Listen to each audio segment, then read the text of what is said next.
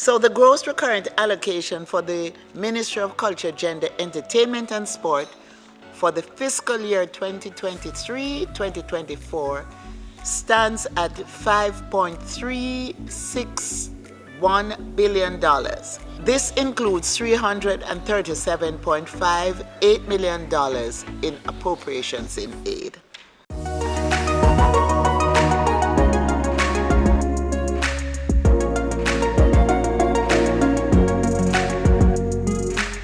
Gender mainstreaming is a primary focus for the ministry. That's reflected in the budgetary allocation of $784.44 billion. This money will continue interventions to address issues relating to gender-based violence, inequality, and discrimination. The performance target for the 2023-24 fiscal year includes growth in the number of new gender focal points identified and trained. The ministry is also targeting an increase in the number of micro-businesses participating in the Women's Entrepreneurship Support Program. Meanwhile, the Bureau of Gender Affairs receives $36.5 million uptick in its budget to facilitate the empowerment of women, develop policies, and implement research. And the Women's Center of Jamaica Foundation, which has responsibility for promoting a new approach to the problems associated with teenage pregnancy, is receiving $381.64 million.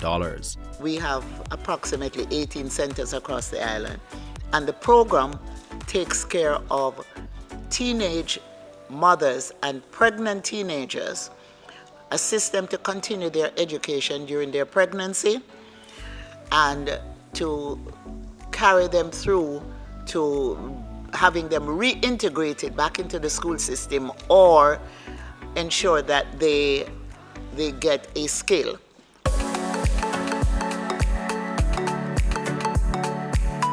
Of course, you all know we had a very successful Reggae Month. Extremely successful. The ministry has been financed to undertake other such entertainment support interventions during the fiscal year. The promotion of entertainment economic linkages gets $85 million. This is to support the development of an entertainment policy and an entertainment industry act, as well as to develop, market, and export local talents. The funds will also aid in strengthening the entertainment sector's synergies with the creative industries and tourism, and implement programs to facilitate an enabling business environment for creative practitioners.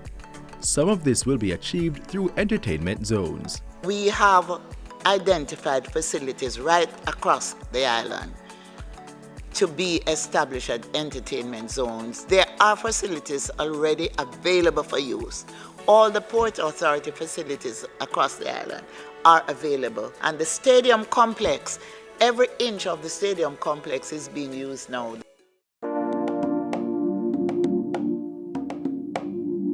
Over $2 billion will be spent developing and promoting Jamaica's creative industries and protecting and preserving its cultural and heritage assets during the financial year.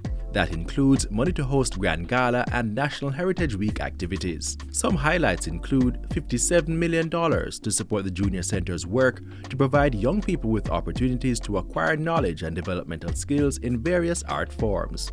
History and culture are stored in the artifacts of the past, and the ministry is investing substantially in the preservation of indigenous flora and fauna, as well as cultural materials. Almost $500 million will be dedicated to the identification, conservation, and restoration of heritage assets.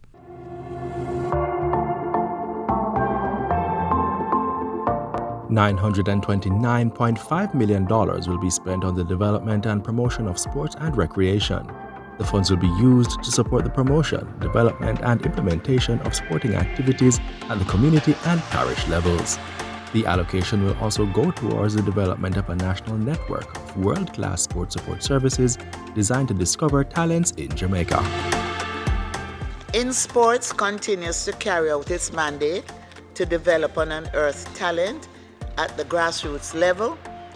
For this financial year, the allocation will also include support for the Reggae Girls, the Sunshine Girls.